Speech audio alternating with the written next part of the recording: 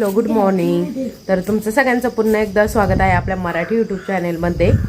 आणि डोळे ना थोडेसे सुजलेले वगैरे वाटत असेल तुम्हाला, तर रात्री झोपायला उशीर झाला आणि सकाळी लवकर उठलोय, त्यामुळे तुम्हाला असे डोळे वाटताय. शिव पण आहे, शिवचा गंध बघा ना.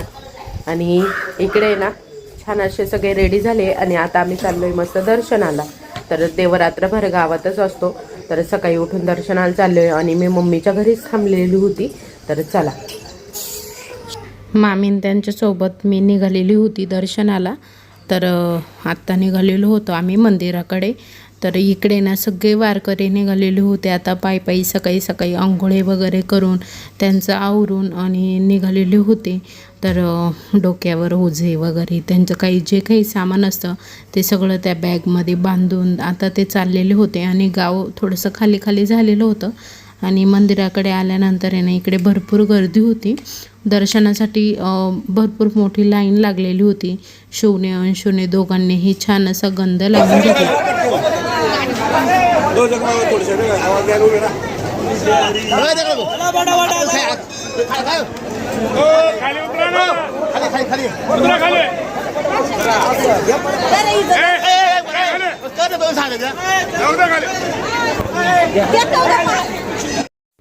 इकडे भरपूर गर्दी झालेली होती आणि देवाचे घोडे हे आणलेले होते दर्शनासाठी.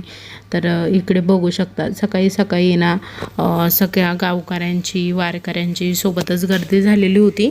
आणि काल याच्यापेक्षा जास्त होती, आज तरी जरा कमी होती, पण काल बाहेरची जी काही पाहुणी मंडळी असतात त्यांची ही गर्दी भरपूर झालेली होती. आणि आता पालखी वगैरे निघालेली होती. इकडे रथ वगैरे रात्री सजवून ठेवलेला होता. ज्या गावामध्ये पालखी मुक्कामी जाते ना, तर त्या गावातली मंडळी रथ सजवून ठेवतात. तर आता इकडे रथ आहे ना रात्रीच सजवलेला असतो. आणि संध्याताईंनी आम्ही सगळ्यांनी छान असे तुळशी वृंदावन घेऊन छान असे फोटो काढले. तर मीही इकडे छान असे फोटो काढले. वहिनींनी मम्मीने आम्ही सगळ्यांनीच इकडे फोटोशूट केलं. सगळ्यांना तुळस घेऊन म्हणजे असे फोटो वगैरे काढायची इच्छा होती. तर सगळ्यांनी छान असे मस्त फोटो काढले.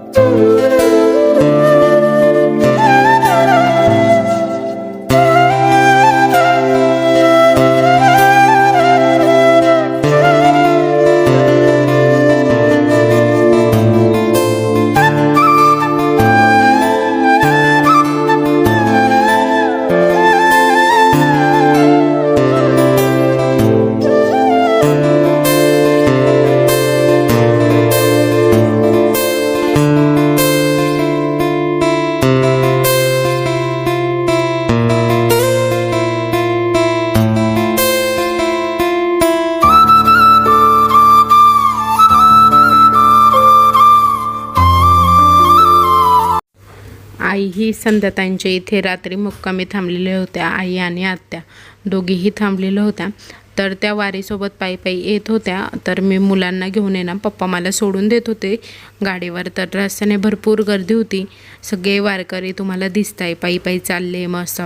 तर भरपूर वारकरी ना दिंडीच्या पुढे जातात आणि भरपूर असे मागे असतात.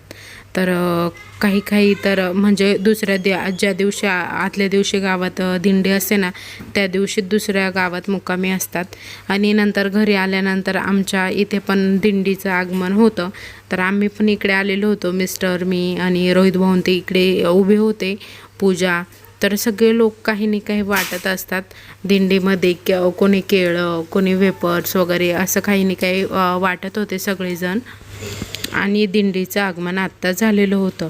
तर दिंडीच्या आगमनासाठी भरपूर लोक म्हणजे सिन्नरमधून घेण्यासाठी जातात. जे काही गावठा भागातले असतात ते थोडेसे पुढे आणण्यासाठी जातात दिंडीला. आणि अशी करता करता भरपूर अशी गर्दी होऊन जाते आणि पावसाने आज थोडंसं थांबवलेलं होतं, पण त्या दिवशी आलेला होता. नंतर दिंडी थोडीशी पुढे गेल्यानंतर आलेला होता. जे लोक वारीमध्ये चालतात ना, त्यांची देवच काळजी घेतो असं म्हणायला हरकत नाही.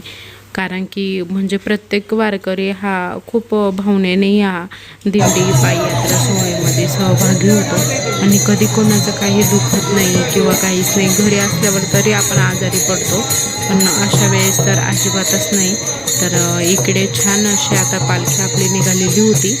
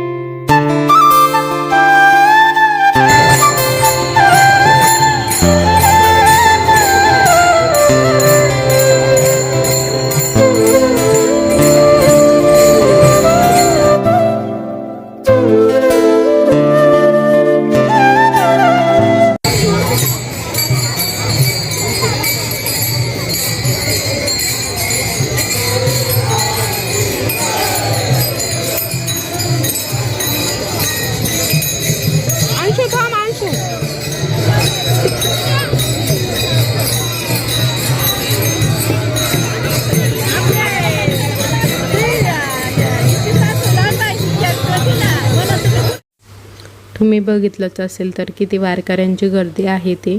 आणि रोहित भाऊंच्या इथे ना एक त्यांच्या गंगापूरवरून एक दिंडी येत असते, तर ती जरा वेळ चहा पाण्यासाठी थांबत असते.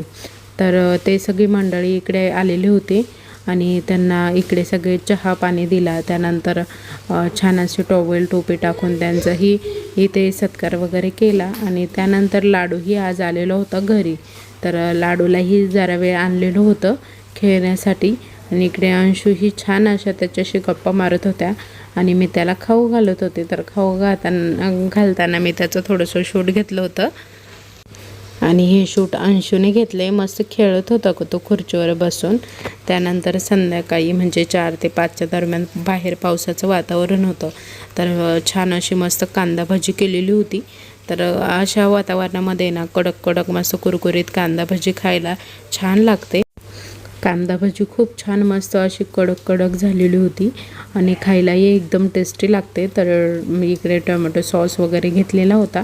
तर चला आजचा व्हिडिओ इथे संपवतोय. तुम्हाला सगळ्यांना आजचा व्हिडिओ कसा वाटला ते कमेंटमध्ये नक्की सांगा. आणि व्हिडिओ आवडला असेल तर लाईक करा, शेअर करा, सबस्क्राईब करा आणि कमेंट करायला विसरू नका. Bye bye.